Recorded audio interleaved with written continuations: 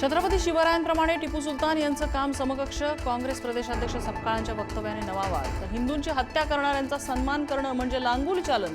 सपकाळांच्या वक्तव्यावर मुख्यमंत्री फडणवीसांचा संताप. मुंबईच्या मुलुंडमध्ये बांधकामादरम्यान मेट्रोचा स्लॅब कोसळला. स्लॅब कोसळून एकाचा मृत्यू, 3-4 प्रवासी जखमी झाल्याची माहिती. अग्निशमन दल, पोलीस घटनास्थळी दाखल.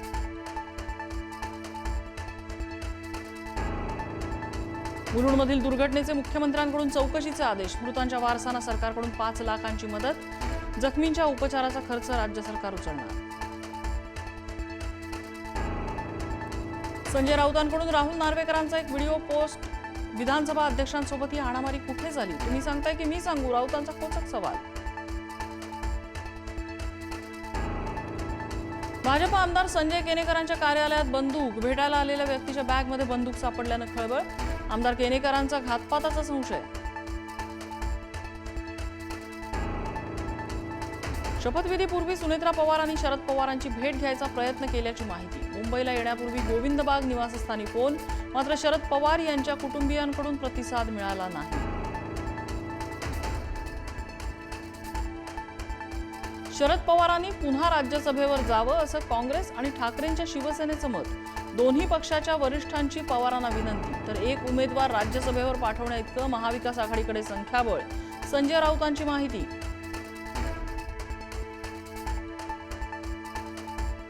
सहा दिवसांनंतर शरद पवारांना पुण्यातील रुबी रुग्णालयातून डिस्चार्ज. पवारांची प्रकृती स्थिर, मात्र डॉक्टरांकडून विश्रांतीचा सल्ला. मंत्री नरहरी झिरवळ सकाळपासून नॉट रिचेबल. मंत्रालयातील एसीबी ट्रॅपमुळे मंत्री झिरवळ अडचणीत.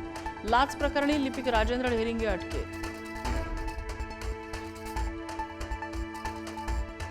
अजित पवारांनंतर राष्ट्रवादीची सूत्र आता अमित शहांकडे. पटेल बोलतायत या अर्थी विलिनीकरण होऊ नये ही शहांची इच्छा.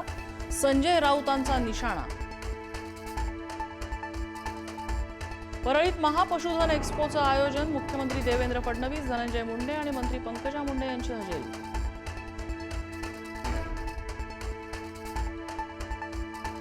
चर्नी रोड उड्डाणपुलासाठी भाजप आक्रमक. नवीन उड्डाणपूल उभारणीला विलंब होत असल्याने आंदोलन. पालिकेच्या अधिकाऱ्यांना आंदोलकांनी घेरलं.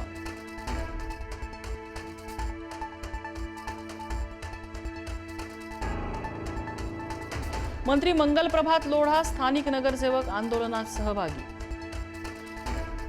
वैष्णवी हागवणेच्या हुंडाबळी प्रकरणी 6 आरोपींवर आरोप निश्चित. वैष्णवीचे पती शशांकसह सासू सासरे, दीर नणंद अटकेत. आरोपींवर हुंडाबळी, आत्महत्येला प्रवृत्त करणे आणि छळ मारहाणीचा आरोप. एसटी बसमध्ये चालक वाहकांचं ऑन ड्युटी मद्यप्राशन. परतवाडा पुणे बसमधील धक्कादायक प्रकार. मद्यधुंद बस चालकाचा खामगाव बस स्थानकात राडा.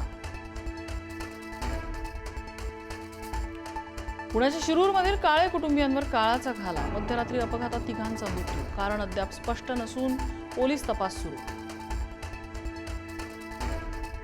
कोकणासह विदर्भातही तापमान वाढणार. पुढील 3-4 दिवस तापमान 34 अंश सेल्सिअस पेक्षा जास्त राहण्याची शक्यता. भारतीय हवामान खात्याकडून इशारा.